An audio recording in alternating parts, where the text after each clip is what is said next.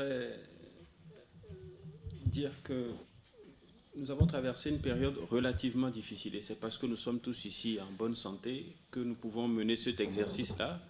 Il y a plusieurs d'entre nous qui n'ont pas eu la chance de survivre à la Covid et je salue la mémoire donc de tous ceux qui sont disparus à l'issue de cette pandémie. C'est-à-dire que pour nous qui sommes vivants, la responsabilité aujourd'hui n'est pas tellement de savoir qui est coupable de quoi, mais en toute responsabilité de regarder ce qui s'est passé et de voir qu'est-ce qui peut être amélioré pour que les insuffisances qui ont été relevées nous permettent de sauver plus de vies si nous devrions retraverser, on touche du bois, une autre crise de cette nature.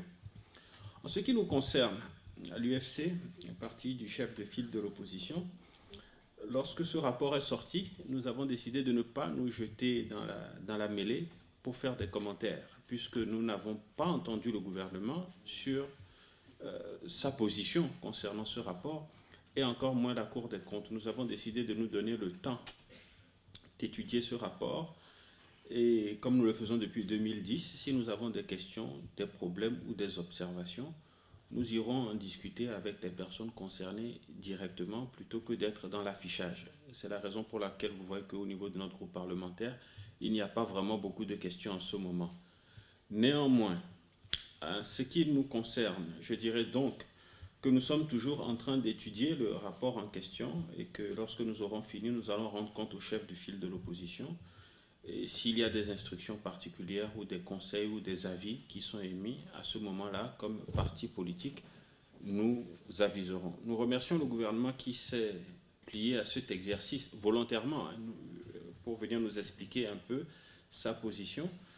Et nous disons qu'il est important qu'on continue à travailler ensemble pour améliorer les systèmes que nous avons.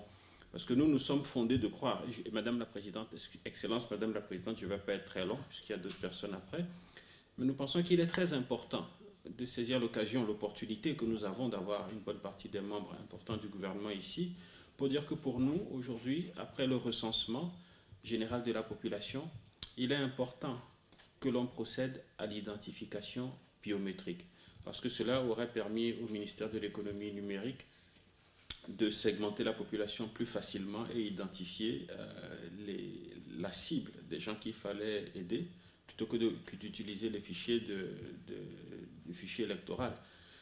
Cela étant dit, Novici, nous continuons à le vendre partout où nous allons à l'extérieur parce que c'est un modèle et beaucoup de gens en parlent, on nous pose des questions là-dessus lorsque nous sommes à l'extérieur du pays.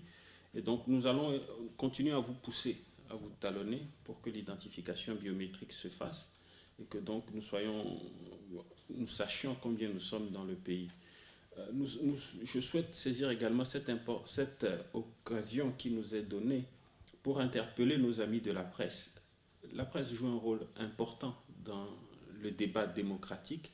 Je pense que lorsqu'un rapport de cette nature-là sort, il faut quand même, bien entendu il y a un nouveau code de la presse, mais il faut vraiment prendre le temps de mesurer l'impact de ce qui est en train de se passer à votre niveau sur les populations. Parce que si nous sommes tous sur le même pied d'égalité, une fois que nous sommes devant un micro, tout le monde ne se donne pas, n'a pas la même éthique et n'a pas la même responsabilité de dire la vérité ou de présenter des faits qui sont vrais aux populations. Pour certains, c'est du sensationnel.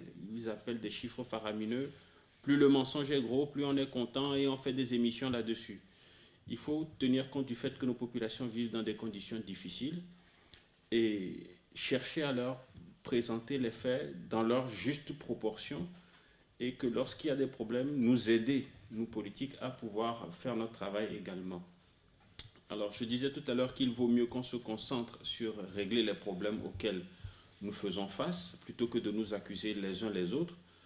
L'honorable Amégavi parlait tout à l'heure de est-ce que la Cour des comptes n'aurait pas bien fait son travail. Bon, le gouvernement, il est dans son rôle de se défendre, bien entendu. Nous, ce que nous disons, c'est que tirons les leçons de ce qui a pu avoir comme insuffisance et voyons comment nous pouvons avancer. Donc, la seule question que j'aurai, et c'est pour terminer, sera pour le gouvernement, bien entendu, c'est de savoir quand exactement comptons-nous procéder à l'identification biométrique de nos populations. Merci beaucoup. Merci, honorable.